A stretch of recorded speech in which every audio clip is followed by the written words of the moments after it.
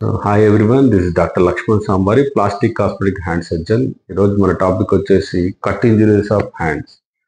So యూజువల్గా hand cut injury either most common ఏంటంటే మనం కార్పెంటర్స్ కానీ ఎలక్ట్రీషియన్స్ కానీ ఏమైనా కట్ చేసినప్పుడు ఇలా కట్ అవుతూ ఉంటుంది.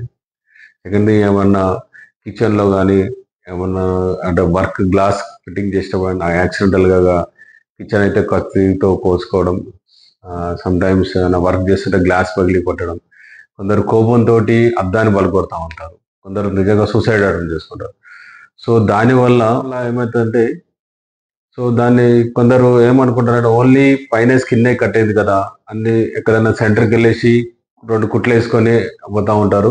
తర్వాత మనకు 10-15 రోజుల తర్వాత కుట్లంతా హీల్ అయినాయి, నాకు అప్పుడు కదలట్లేదు అని అంటూ ఉంటారు.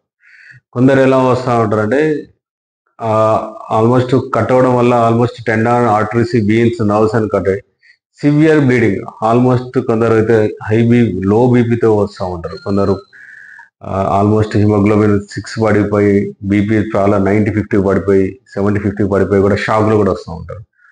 సో అలాంటప్పుడు ఏం చేయాలంటే, ఫస్ట్ కట్ అయినప్పుడు ప్రాపర్ డాక్టర్ అంటే proper plastic and hand surgeon దగ్గర రావడం, లేదు అవైలబుల్ లేదనుకుంటే నియర్ బై దగ్గర ఉన్న దగ్గర బ్లీడింగ్ కంట్రోల్ చేసుకోవాలి.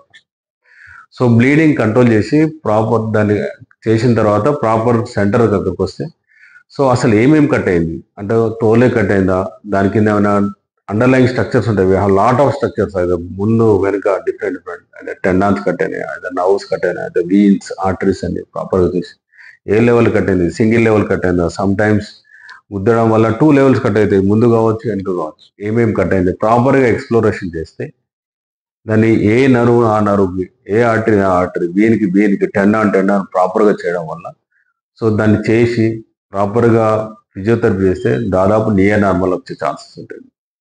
సో ఇలా అంటే సర్జరీ అనగానే చాలా మంది హెసిటేట్ చేస్తూ ఉంటారు, కానీ ప్రాపర్గా ముందు ఫంక్షన్ తన పని తను చేసుకోవాలన్నా, అట్లీస్ట్ సొంతంగా తన వర్క్ చేయాలన్నా కూడా that is very important.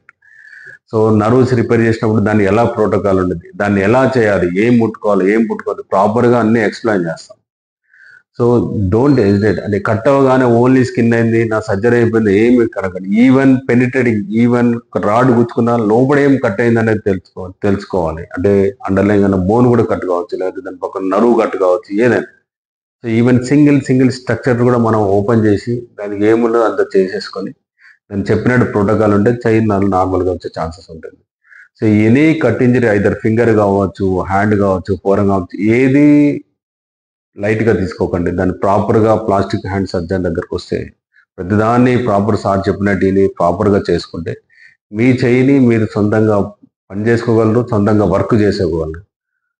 So ఏమైనా ప్రాబ్లమ్స్ కానీ ఏమైనా ఇట్లాంటి ఏమైనా ఇబ్బందులు కానీ ఉంటే కింద ఉన్న నెంబర్ కానీ సంప్రదించగలరు, లేదైనా కామెంట్స్ కానీ చేస్తే దానికి రిప్లై ఇస్తాం. Thank you everyone.